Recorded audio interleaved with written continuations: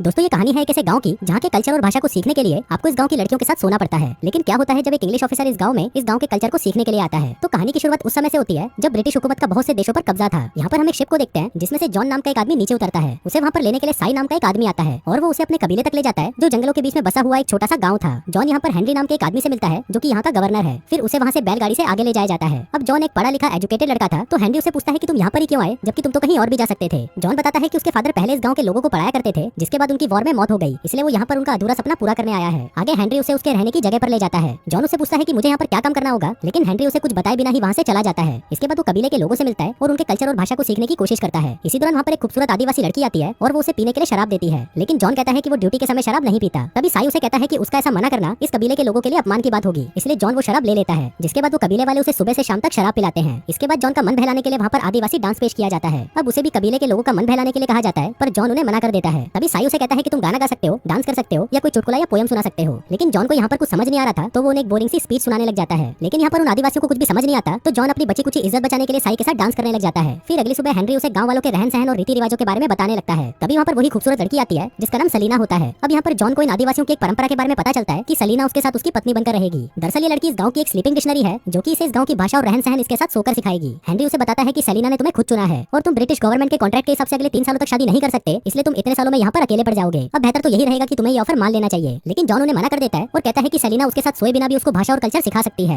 लेकिन आखिर में डिसीजन ये लिया जाता है कि जॉन को हेनरी की बात माननी पड़ती है और उसी दिन से सलीना उसके साथ उसके घर पर रहने लगती है। लेकिन अब साथ रहने के बाद भी जॉन उसे छूता तक नहीं। अब ये सारी चीज उनका बावर्ची भी देखा करता था और उसे लगता था कि जॉन को लड़के पसंद है, इसलिए वो अगले दिन जॉन के लिए एक लड़का लेकर आता है और उसे कहता है कि आज रात तुम इसके साथ सो जाना। अब ये देखकर जॉन घबरा जाता है और उस पर गुस्सा करने लगता है। वहीं सलीना भी ये सब देख रही होती है और वो भी गुस्सा होकर वहाँ से चली जाती है। सुबह होते ही जब जॉन बाहर आता है तो वो देखता है कि सलीना तो पूरी रात उसके घर के नीचे सोई हुई थी। फिर बावर्ची बताता है कि अब वो अपने घर वापस नहीं जा सकती क्योंकि लोगों को ऐसा लगेगा कि तुम उसके साथ इसलिए नहीं सोए क्योंकि वो बदसूरत है। अब जॉन उसे प्यार से समझाते हुए कहता है कि मैं तुमको पसंद तो करता हूँ लेकिन मैं तुम्हारे साथ सो नहीं सकता क्योंकि मेरा मन ऐसा करने के लिए मान नहीं रहा, लेकिन मैं ये प्रॉमिस करता हूँ कि मैं तुम्हारे साथ सोने की कोशिश जरूर करूंगा। फिर उसी रात सलीना उसे गाँव की भाषा सिखाने लगती है, लेकिन अभी भी वो उसके साथ नहीं सोता। फिर एक दिन सलीना उसे पूछती है कि क्या तुम कभी किसी के साथ इंटीमेट हुए हो, जिस पर जॉन कहता है कि नहीं और मैं ये तब तक नहीं करूंगा जब तक मेरी शादी ना हो जाए। सलीना कहती है कि फिर तो शादी के बाद तुम अपनी पत्नी को खुश नहीं कर पाओगे क्योंकि तुम्हें इसकी प्रैक्टिस नहीं होगी। अब इससे तुम्हारी वाइफ तुमसे नाखुश रहेगी और किसी और आदमी के साथ अफेयर कर लेगी। अब उसकी ये बात सुनकर जॉन को हंसी आ जाती है। फिर अगले दिन से जॉन उनके गाँव वालों से घुलने मिलने लगता है और उनके साथ उनके लोकल गेम्स भी खेलने लगता है। इसी के साथ रात को वो सलीना से उसकी भाषा सीखता है। यहाँ पर जॉन उसे अंग्रेजी बोलना सिखाता है और वो उसे अपनी भाषा सिखाती है। इसी दौरान वो दोनों एक दूसरे के करीब आ जाते हैं और एक दूसरे को किस करने लगते हैं। अब इसी के चलते जॉन में भी जोश आ जाता है और वो उसके साथ इंटीमेट हो जाता है। अब इसके बाद से हम देखते हैं कि जब भी जॉन अपने काम से घर लौटता वो सलीना के साथ इंटीमेट होता। फिर काम खत्म होने के बाद वो उसे अपने साथ सोने के लिए कहता है, लेकिन इस पर सलीना उसे कहती है कि हमारी गाँव की परंपरा के अनुसार अगर कोई भी लड़की किसी लड़के के साथ 5 रातों से ज्यादा सो लेती है तो उसे उसके साथ एंगेज माना जाता है और मुझे पूरा भरोसा है कि तुम मेरे साथ एंगेजमेंट तो कभी नहीं करोगे। फिर उसी रात गाँव में सरकार के कुछ लोग आते हैं और उनमें से एक डैनियल होता है जिसे कबीले के लोग कुछ खास ज्यादा पसंद नहीं थे और उनमें से एक होती है गवर्नर की बेटी जेसिका। वहीं हेनरी जॉन से कहता है कि तुम्हें सिर्फ ब्रिटिश हुकूमत के लिए ही काम करना होगा और कबीले के लोगों को तुम सिर्फ काम के नजरिए से देखोगे। फिर अगले दिन जेसिका जॉन के साथ गाँव जाती है जहाँ पर वो देखती है कि जॉन कबीले के लोगों से काफी घुल मिल गया है और उनसे उन्हीं की भाषा में बात कर रहा है। अब जेसिका पूरा टाइम जॉन के साथ ही रहती है जिस वजह से सलीना को जेसिका बिल्कुल भी पसंद नहीं आती। फिर एक दिन उनके गाँव में कुछ बीमार लोग आते हैं और उनके वहाँ पर पहुंचते ही उनकी मौत हो जाती है। फिर इन लोगों के शरीर की जांच करने पर उनको पता चलता है कि दूसरे कबीले में महामारी फैलने से इनकी मौत हो गई है। फिर रात को जॉन सलीना से अपने बिहेवियर के लिए माफी मांगता है। वो कहता है कि हम दोनों के बीच में कुछ तो स्पेशल है, जिस पर सलीना उसे कहती है कि हम सिर्फ इंटीमेट होते हैं और इसके अलावा हमारे बीच में कुछ भी नहीं है। जिसके बाद वो अपनी टांगे खोलकर वहाँ पर बैठ जाती है और उसे कहती है कि तुम्हें जो करना है कर लो क्योंकि तुम इसके अलावा और कुछ कर भी नहीं सकते। अभी सुनकर जॉन को गुस्सा आ जाता है और वो वहाँ से चला जाता है। फिर अगले दिन कुछ लोग दूसरे गाँव की तरफ निकल जाते हैं जहाँ पहुंचकर वो देखते हैं कि चारों तरफ लाशें बिखरी हुई हैं। अब जॉन ये सब कुछ देखकर समझ जाता है कि ये कोई महामारी नहीं है, पर तभी उन पर कोई गोली से फायर करता है। अब साई और जॉन उसका पीछा करते हुए एक जगह पर पहुंचते हैं जहाँ पर वो देखते हैं कि कुछ व्हाइट लोग यहाँ पर चांदी की माइनिंग कर रहे थे। इसके साथ ही इन्हें ये भी पता चलता है कि इस गाँव के लोग चावल की खेती नहीं करते थे और वो चावल इन गोरे लोगों से लेते थे, लेकिन ये लोग उनको चावल में जहर मिला के दिया करते थे ताकि सभी कबीले वाले मर जाएं और माइनिंग वाली बात किसी को पता न चले। अब जॉन ये बात उन सब गाँव वालों को बता देता है, जिसके बाद गाँव वाले उन गोरे लोगों पर हमला करके उन्हें मार डालते हैं और उनकी जान बचाने के लिए जॉन का धन्यवाद करते हैं। अब इसके बाद जॉन सलीना को शादी के लिए प्रपोज करता है, लेकिन सलीना को ये डर था कि ब्रिटिश लोग उसकी शादी नहीं होने देंगे और न ही वो इस रिश्ते को मानेंगे। जॉन उसे कहता है कि तुम इस बात की चिंता मत करो, वो हमारे लोग हैं और मैं उन्हें मना लूंगा। लेकिन जॉन जब ये बात हेनरी को बताता है तो हेनरी उस पर गुस्सा करने लगता है और कहता है कि अगर तुमने सलीना को नहीं छोड़ा तो तुम्हें 10 साल की जेल हो जाएगी। दूसरी तरफ सलीना को भी कबीले के सरदार के सामने पेश किया जाता है जो उसे कहता है कि तुम्हारे लिए अच्छा यही रहेगा कि तुम कबीले में से ही किसी के साथ शादी कर लो। लेकिन इस पर वो उन्हें कहती है कि मैं जॉन से वादा कर चुकी हूँ। तभी साई जो सरदार का बेटा था वो उसे समझाने लगता है कि अगर तुमने इनकी बात नहीं मानी तो वो ब्रिटिशर्स उन लोगों के मर्डर का आरोप हम पर लगा देंगे, इसलिए हम तुमसे विनती करते हैं कि तुम जॉन से शादी मत करो। वहीं जॉन भी सलीना को ढूंढता हुआ वहाँ पर पहुंच जाता है और देखता है कि उन्होंने उसे जेल में कैद कर दिया है। इसके बाद जॉन को वापस लंदन भेज दिया जाता है जहाँ पर उसे ना चाहते हुए भी गवर्नर की बेटी जेसिका से शादी करनी पड़ती है। लेकिन हम देखते हैं कि जॉन इस शादी से बिल्कुल भी खुश नहीं था। अब ऐसे ही कुछ साल बीत जाते हैं और जॉन जेसिका को लेकर अपना अधूरा काम पूरा करने के लिए एक बार फिर से उस गाँव में पहुंच जाता है। फिर रात को जब वो सभी मूवी देख रहे थे तभी जेसिका ये नोटिस करती है कि जॉन का ध्यान मूवी पर ना होकर सलीना को वहाँ पर ढूंढने में लगा है। फिर रात को जेसिका जॉन से सलीना के बारे में बात करती है, जिस पर वो उसे बताता है कि सलीना मेरा पहला प्यार है और मैं उसे इतनी आसानी से भूल नहीं सकता। फिर अगले दिन जब जॉन डैनियल के घर पर जाता है तो वहाँ पर उसे पता चलता है कि डैनियल अपनी स्लीपिंग डिक्शनरी को मारता पीटता है। अभी देखकर जॉन उसे झगड़ने लगता है और उस लड़की से कहता है कि अगर अगर ये तुम्हें फिर से हाथ लगाए तो तुम इसकी शिकायत गवर्नर से कर देना। फिर एक दिन नदी के किनारे उसे सेलिना दिखती है जिसके हाथ में एक गोरा बच्चा था। अब ये देखकर जॉन समझ जाता है कि ये बच्चा उसी का है। फिर रात को वो सेलिना से मिलता है जहाँ पर वो उसे बताती है कि इस बच्चे का बाप अब साई है क्योंकि उसने इस सब के बाद भी उसे अपनाया है और आज के बाद अब वो जॉन से कभी नहीं मिलेगी। लेकिन जॉन इतनी पाबंदियों के बाद भी सेलिना से मिलने जाता है। अब इस सब के बारे में डैनियल को पता चल जाता है और वो ये बात जाकर साई को बता देता है क्योंकि उसे जॉन बिल्कुल भी पसंद नहीं था। फिर उसी रात साई जॉन पर हमला कर देता है लेकिन तभी सेलिना उसे बचा लेती है। फिर अगले दिन साई को भी कैदी बना लिया जाता है जहाँ पर हेनरी उसे बताता है कि सेलिना की माँ भी एक स्लीपिंग डिक्शनरी थी और वो मेरी ही बेटी है, लेकिन वो इस बारे में कुछ नहीं जानती। फिर रात को जॉन साई को छुड़ा लेता है और तभी वहाँ पर सेलिना भी चुपके से पहुंच जाती है। फिर जॉन उसे कहता है कि कल हम दोनों साथ में भाग चलेंगे क्योंकि ये लोग हमें साथ में जीने नहीं देंगे। लेकिन फिर अगले दिन डैनियल सेलिना को ही अपनी स्लीपिंग डिक्शनरी बना लेता है। वहीं दूसरी तरफ जब जॉन घर पर पहुंचता है तो जेसिका उसे बताती है कि वो मां बनने वाली है।